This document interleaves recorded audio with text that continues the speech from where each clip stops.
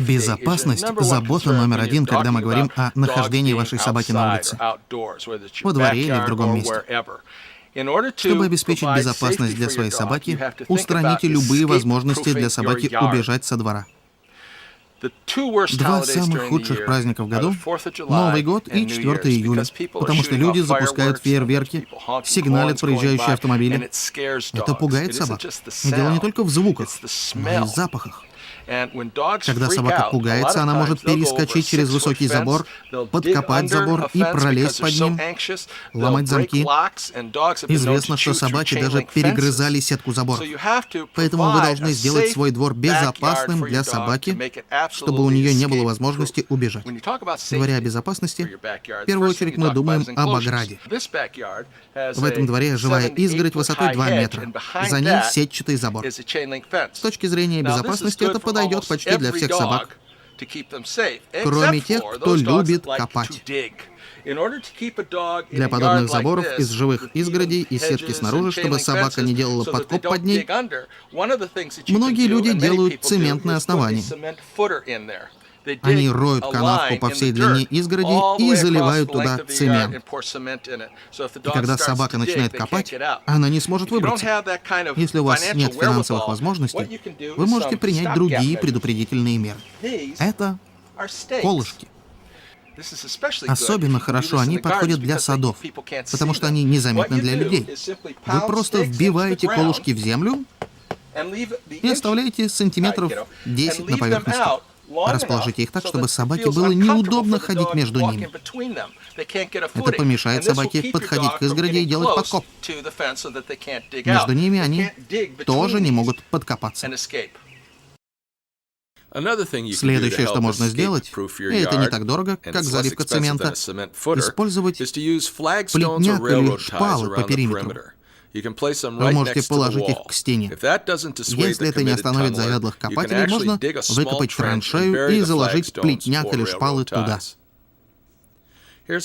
Вот маленький трюк. Некоторые собаки не любят копать там, где их собственные экскременты. Возьмите экскременты вашей собаки и закопайте там, где она копалась. Вы можете подумать, у нас забор высотой 1,80 м, цементное основание под стеной. Как может моя собака сбежать? Но есть такие мастера-верхолазы, которые могут вскарабкаться по стене и выбраться наружу. Это или Джек Рассел терьеры, бассенджи или большие немецкие овчарки. Все они, если лазают по стенам, то через такую смогут перелезть. Чтобы такая собака не перелезла через стену высотой в 1,80 м, вы можете взять деревянную решетку и с помощью мастера-плотника, любого человека, который умеет работать с деревом, прикрепить такую решетку на стену. Это недорого. Вот так. Вы заметили, что она накренена внутрь, потому что иначе небольшие собаки могут карабкаться и по решетке. Поэтому нужно взять брусок 2 на 4, распилить по диагонали, прикрепить сверху на стене прямым углом во двор, а потом решетку прикрепить на скос бруска. И тогда, если собака и сможет подняться по стене, на решетку она не залезет. Так что если вы будете что-то сооружать поверх стены, делайте это под наклоном и по всему периметру. Безопасность собаки во дворе должна быть на первом месте для вас. Убедитесь, что там нет того, от чего собака может заболеть. Вот, например, такие цветущие растения, или это пальма. Кажется, она называется саговая пальма, опасны для многих собак. Посетите сайт Организации защиты животных. Там есть список растений и цветов, которые могут оказаться ядовитыми для вашей собаки. Убедитесь, что собака не может их съесть. Предупреждение и контроль всегда инструмент номер один для безопасности. Когда мы говорим о других вещах, важных для безопасности, нужно упомянуть головки распрыскивателя.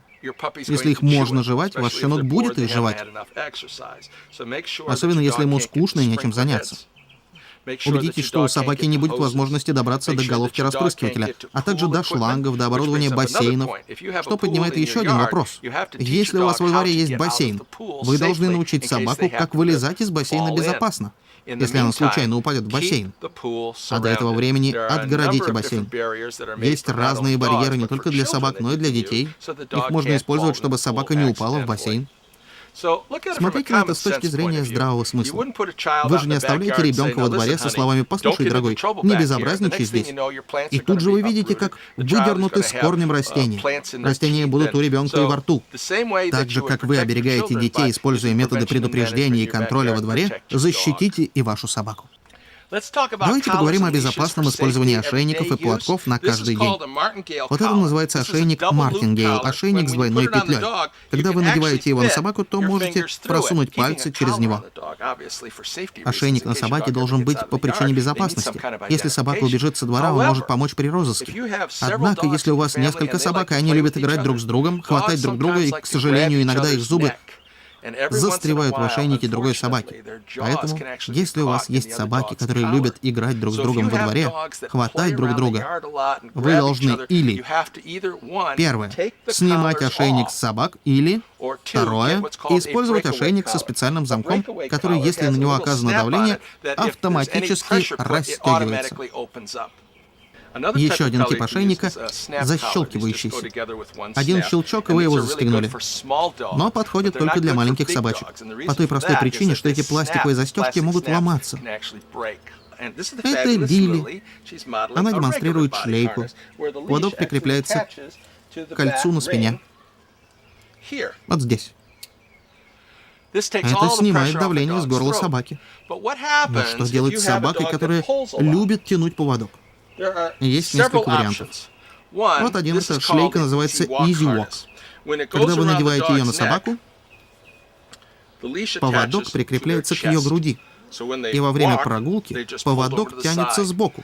Поэтому для собак, пока они не приучатся к команде рядом или к ноге, или не научатся ходить около вас, я рекомендую такую шлейку. Это наилучший выбор.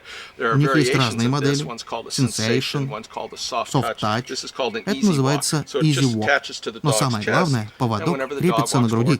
И когда собака рвется вперед, он тянет ее в бок. Можно также использовать носовую шлейку.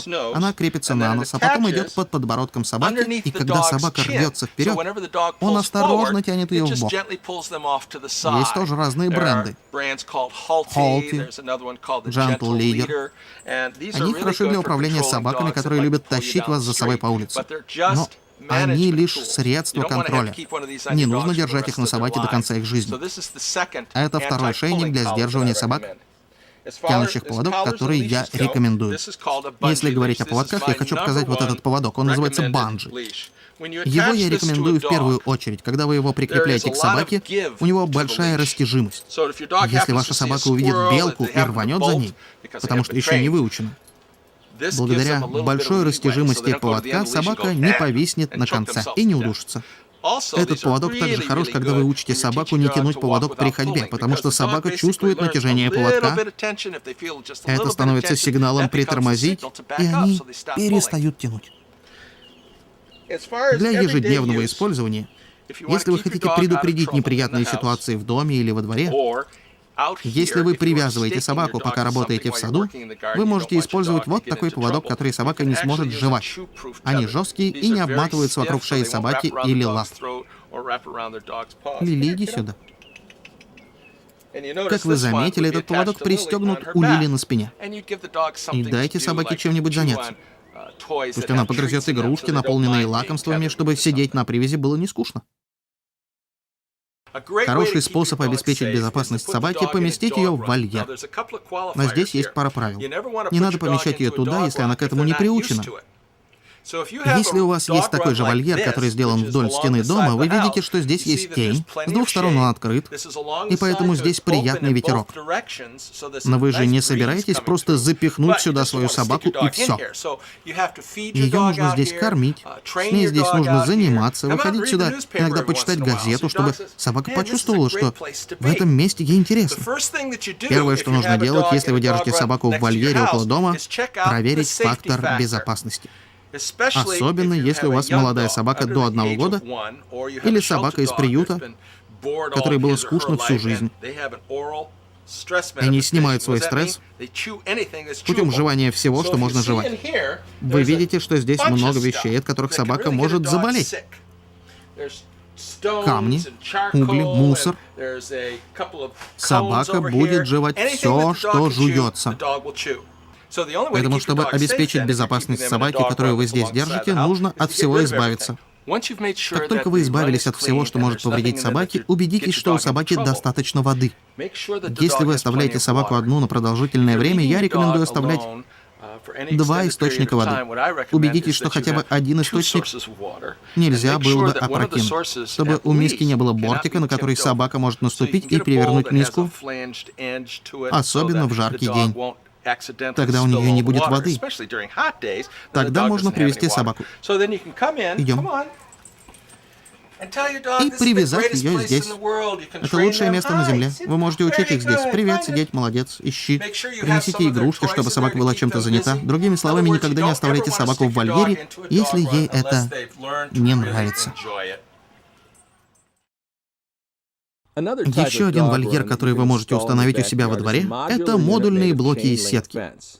Они бывают в длину 1,20 м, 1,50 м, 1,80 м, и в ширину 1,20 м, 1,50 м, 1,80 м. Их очень легко собрать. Вам нужно провести какое-то время с собакой внутри вольера, кормить ее там, обучать ее там, чтобы собака могла одна находиться в вольере, когда вас нет.